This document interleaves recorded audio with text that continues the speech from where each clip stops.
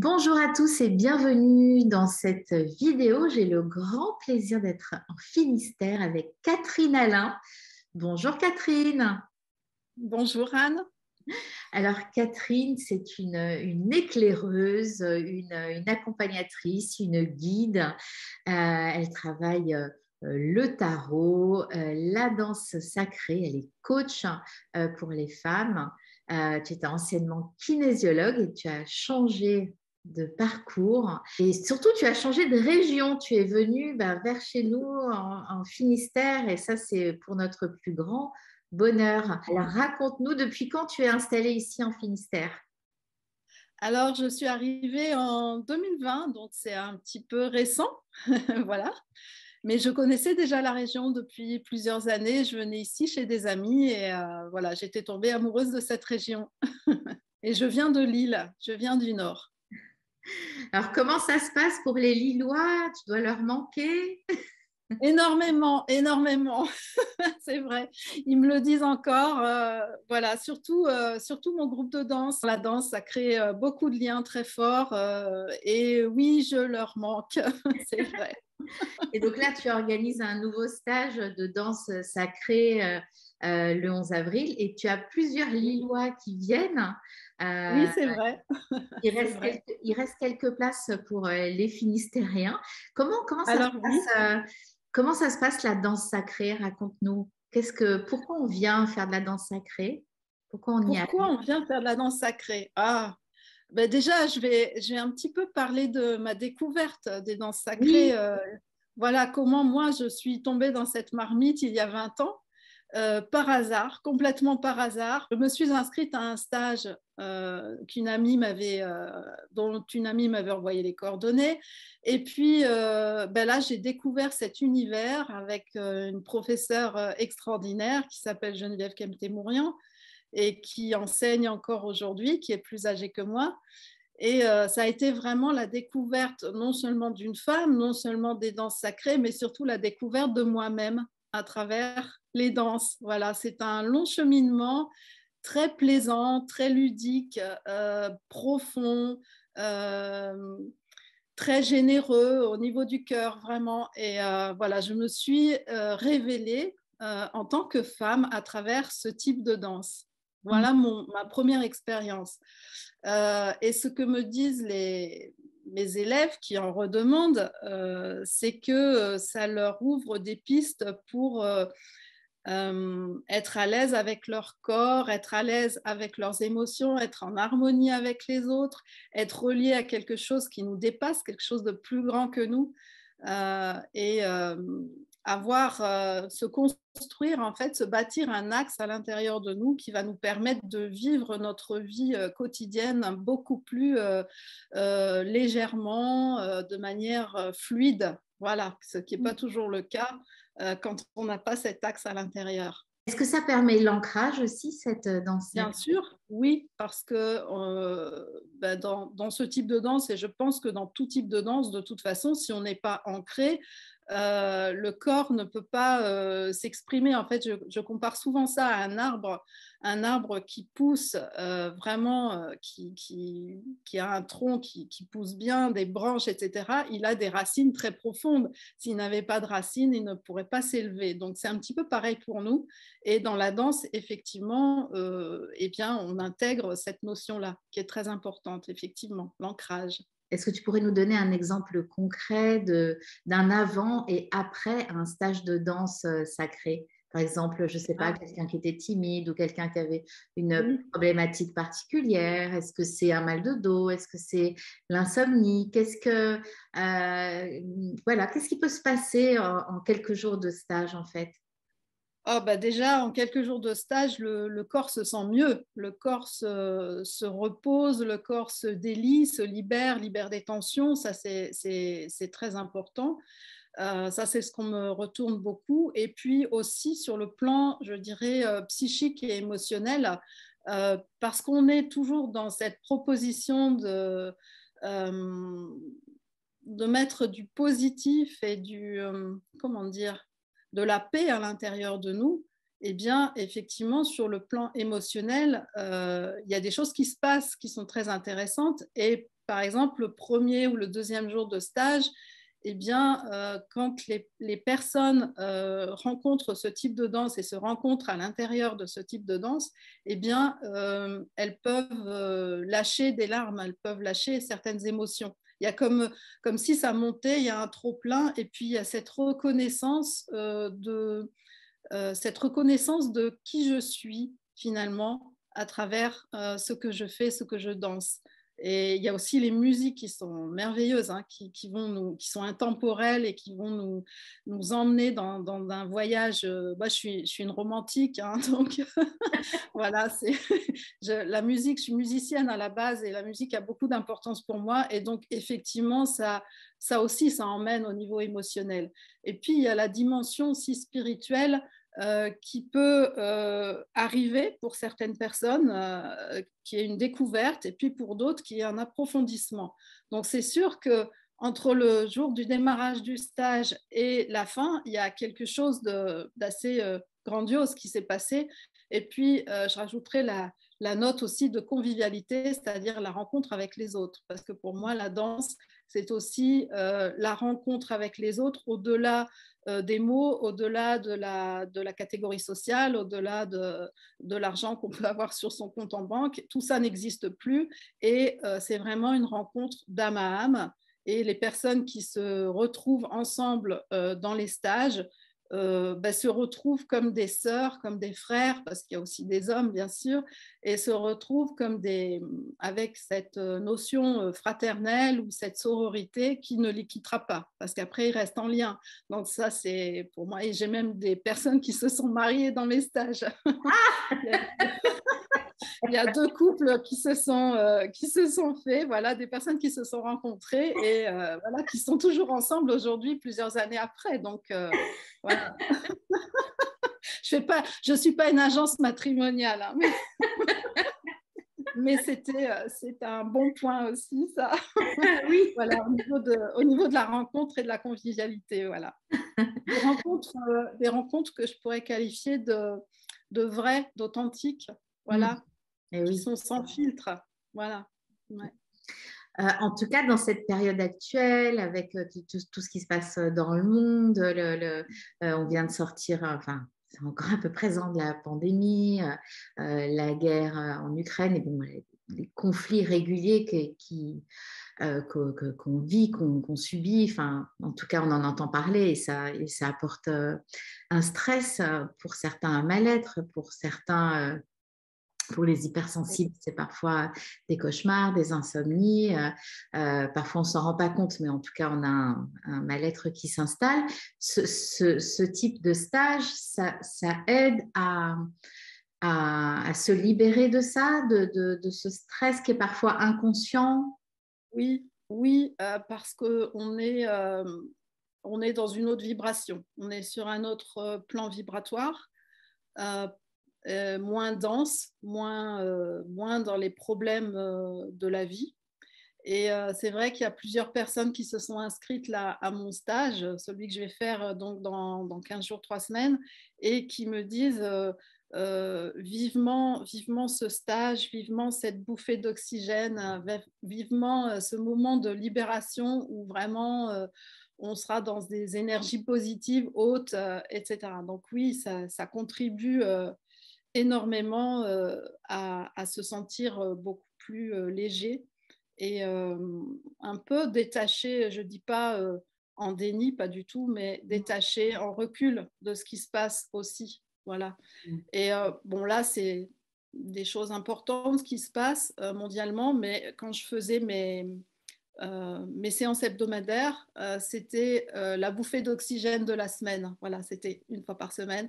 Et les gens attendaient ce moment-là pour voilà, être dans une autre dimension qui les aidait pour les jours qui suivaient. Voilà. Donc, c'est oui. Et je pourrais même, voilà, je vais oser dire que ça peut être thérapeutique aussi. Voilà. Ok, donc on retrouve un équilibre, confiance en soi, une sérénité en fait lors de ces stages. Donc là, tu en fais un tu en fais un du 11 au 15 avril en Finistère. Voilà.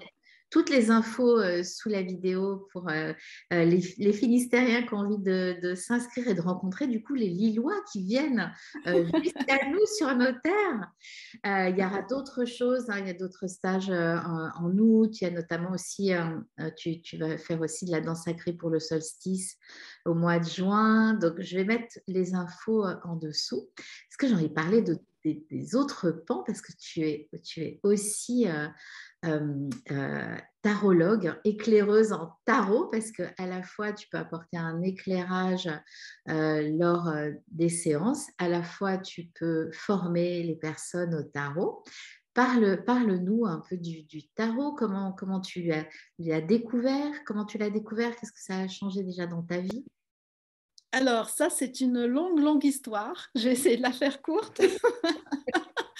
Euh, dans ma première vie, je vais mettre ça entre guillemets, dans ma première vie, j'ai été astrologue. J'ai commencé par l'astrologie, donc l'astrologie humaniste transpersonnelle, donc ça a été vraiment un haut niveau tout de suite. Et puis, j'ai touché un peu aux lames du tarot, mais je n'arrivais pas à rentrer dedans. Voilà, c'était pas le moment. Il a fallu que je vive plusieurs choses pas toujours rigolotes dans ma vie. Des choses douloureuses, des nuits noires de l'âme d'ailleurs. J'ai traversé ça et puis à chaque fois je revenais au tarot et je n'arrivais toujours pas à rentrer dedans. Et un jour, il y a une vingtaine d'années, les cartes ont commencé à me parler. Et là, ça a été comme une porte qui s'ouvrait. Puis j'ai découvert le monde du tarot, c'est le monde de notre vie, de notre psyché, de notre évolution spirituelle, de notre compréhension de la vie, des grands pourquoi et des grands comment. Et donc là, le tarot est devenu d'abord une aide pour moi de compréhension.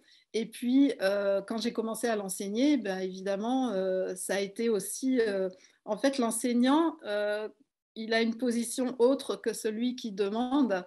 Il doit avoir intégré beaucoup de choses avant de transmettre. Et donc, ça a été une position beaucoup plus challengeante pour moi, je vais dire ça. Et donc, maintenant, je suis formatrice en tarot et je suis aussi, toujours, je donne des consultations, donc je suis éclaireuse de vie, voilà, on va dire ça, pour les gens qui font appel à moi. Je les aide à comprendre. Alors, c'est pas du tarot divinatoire que je fais, hein, je précise. Je ne vais pas dire ce qui va arriver.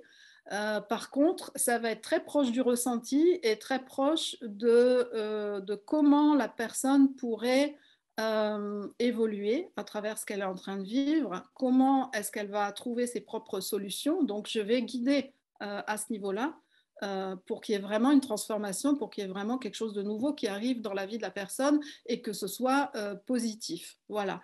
Mais je ne dirais pas des choses, des prédictions. C'est pas du tout mon truc. Voilà. Et non, en tant qu'éclaireuse, du coup, éclairer le pourquoi on est là, comment on est arrivé, puis d'être débroussaillé en fait, voilà, enlever le brouillard, hein, Oui, c'est ça ça. permet déjà d'avoir une vision extrêmement claire de soi et de notre mission de vie. Donc déjà, ça apporte beaucoup. Je vois bien ce que ça peut, ce que ça peut révéler. Je me suis intéressée beaucoup à l'arbre de vie, l'arbre de la Kabbale, enfin les différents arbres qui peuvent exister, qui nous aident à comprendre un petit peu comment fonctionne le monde et puis l'origine du monde et de l'humanité. Et puis j'ai essayé pendant des années de faire coller des tirages avec ces arbres-là. Et puis j'avais le sentiment que c'était pas à 100%, qu'il y avait quelque chose qui manquait. Et un jour, eh bien, j'ai été, on va dire, inspirée. Voilà, j'ai vu un arbre qui était un peu similaire, mais avec des différences. Et j'ai commencé à expérimenter cet arbre-là. Et là, j'ai eu la révélation. Je me suis dit, celui-là, il colle bien à ce que je suis, à ce que je peux faire passer comme message et à comment les gens peuvent recevoir ça. Et donc, j'en ai déjà fait plusieurs. Je suis en train d'écrire un livre là-dessus, Ok. Donc, l'arbre s'appelle l'arbre de croissance et d'évolution. Donc, j'espère que le livre sera écrit pour fin 2022. Ok. Voilà. J'ai déjà testé donc cet arbre, ces consultations qui durent quand même 2 heures, 2 heures et demie avec une personne.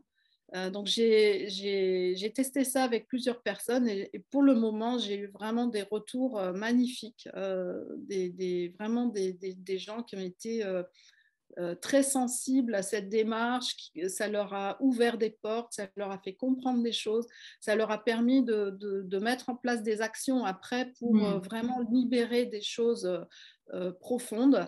Mm. De se remettre en paix avec certaines choses de leur passé aussi, et puis de voir clair dans l'évolution, dans ce qui était prêt, dans leurs ressources, qu'est-ce qui était prêt à être employé, à être utilisé et développé. Voilà. Et ça, c'est du coup, il y a une vision d'avenir aussi.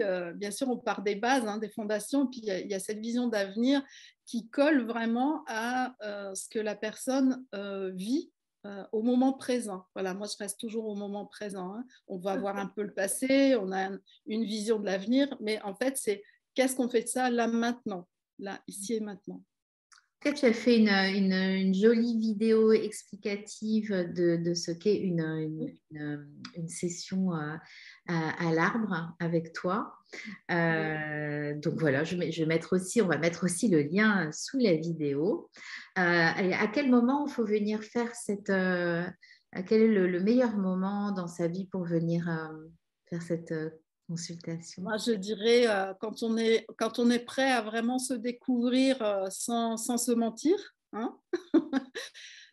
Peut-être quand on a un questionnement profond sur le sens de sa vie, sur ce qui se passe, peut-être au moment d'une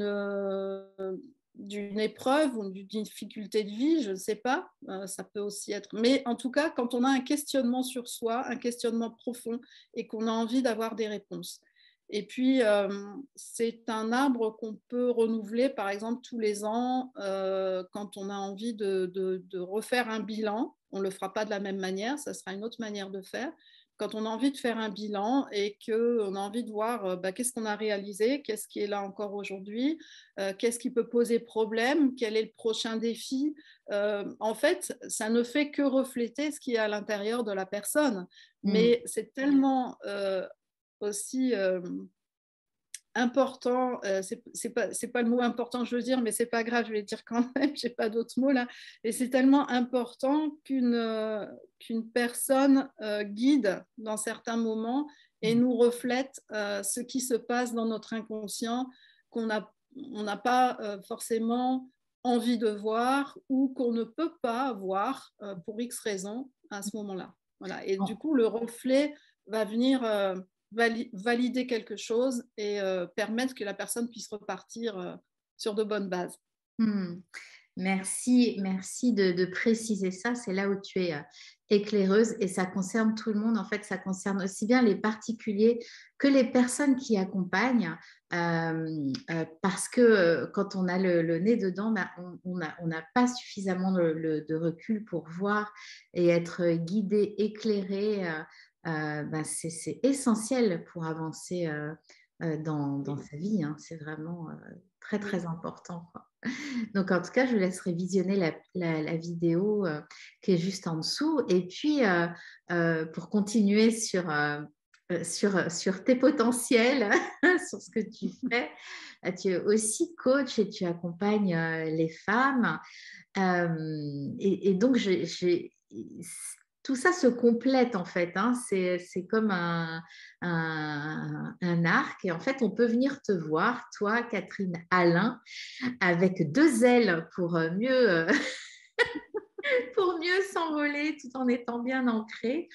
C'est que tu as plusieurs portes et plusieurs façons d'accompagner les femmes, surtout les femmes, même si dans la danse sacrée, on a entendu, il y a aussi des hommes. Et donc, cette envie-là d'accompagner les femmes, d'être coach pour femmes, depuis quand tu le fais et sur quel terrain tu accompagnes? Alors, je fais ça depuis assez longtemps puisque j'ai été kinésiologue pendant 25 ans. Oui, Kinésiologue et praticienne EFT. Donc, voilà, j'ai une bonne connaissance de l'outil thérapeutique. Et je me suis aperçue que finalement, j'accompagnais beaucoup plus de femmes que d'hommes et les femmes dans les phases de transformation de leur vie. ok. Voilà. Et que je les portais en fait pendant un certain temps jusqu'à temps qu'elles puissent voler de leurs propres ailes. Voilà, c'est peut-être pour ça que j'ai 2 ailes à mon nom. Oui, Voilà. Et donc, j'ai arrêté en 2019 parce qu'il y a eu un grand changement dans ma vie et ça m'a permis de venir m'installer ici, justement, dans le Finistère. Et là, je reprends en fait un accompagnement qui se fera plus à distance, en ligne. Je suis en train de créer une formation en ligne. Alors, 2 formations en ligne, une pour les femmes de plus de 60 ans. Donc, c'est un public très particulier, après la retraite ou en pré-retraite, enfin, au moment où on va avoir beaucoup moins de vie active. Donc, d'autres soucis, d'autres problèmes se greffent à ce moment-là. Donc, c'est un programme spécial pour les femmes de plus de 60 ans qui s'appelle A60A, à 60 ans.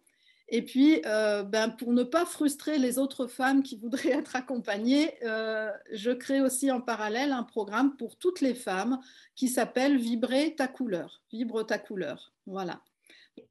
et donc effectivement, comme tu le soulignais tout à l'heure, tu as des outils thérapeutiques. Donc, c'est en plus d'un accompagnement quand il y a des petites peurs ou des freins ou des petits empêchements à la croissance. Du coup, ça, Oui. tu sais parfaitement les Oui, gérer. surtout au niveau émotionnel. Et du coup, j'utilise l'EFT, donc qui est une technique pour justement libérer les émotions négatives et faire de la place pour un- intégrer des émotions plus positives. Voilà. Hmm, Ouais. ok. Super. Alors, qu'est-ce qu'on peut te souhaiter là, maintenant que tu es là avec tous ces beaux programmes que tu proposes aux femmes pour les aider à évoluer et on en a tellement besoin Oui. d'évoluer et puis de sortir un peu de ces énergies qui sont là actuellement. Qu'est-ce qu'on peut te souhaiter? Me souhaiter, moi, ce que j'aimerais, c'est vraiment développer les danses sacrées dans le Finistère, en Finistère. Voilà. En France, bien sûr, mais surtout là où je suis, parce que j'aimerais reconstituer, recréer une troupe hebdomadaire, voilà, où on se rejoint hebdomadairement. Et puis, que tout se développe, voilà. On pourrait me souhaiter que tout se développe comme il se doit, voilà, comme c'est le mieux pour moi et pour tout le monde. Ok. Donc, pour te joindre, il suffit de t'appeler ou par mail ou comment ça se passe? Si on a envie Euh, de rentrer en contact avec toi pour... alors, le contact avec le portable, j'ai un numéro de portable, mais j'ai très peu de réseau là où je suis, Mais oui, dans est-ce que la campagne. tu es dans un petit paradis en pays Oui, c'est Goudin vrai. et là, ça passe pas très, très bien. Ça passe pas très bien, mais on peut me laisser des messages, des SMS, hein, j'y répondrai. Et puis, sinon, on peut me joindre par mail. Donc, catherine.alain@gmail.com ou terre-de-tara29@gmail.com. Voilà, c'est comme ça qu'on peut me joindre. Ok, super. Et Sur, puis sur après, Facebook aussi, sur Facebook, sur tous les après, réseaux sociaux, sur YouTube, on peut me joindre assez facilement. Voilà. et puis après, voilà, toi, tu rappelles quand tu es dans un endroit qui Bien capte. sûr. Ah je rappelle avec mon téléphone fixe, il n'y a pas de souci.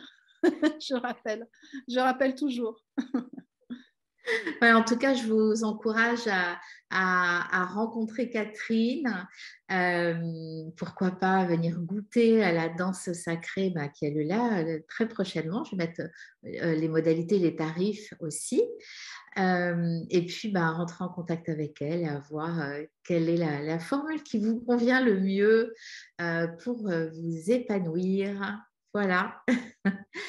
Merci beaucoup de nous avoir suivis voilà, de nous avoir écoutés, d'avoir accueilli Catherine en Finistère. On fait un petit coucou à tous les Lillois.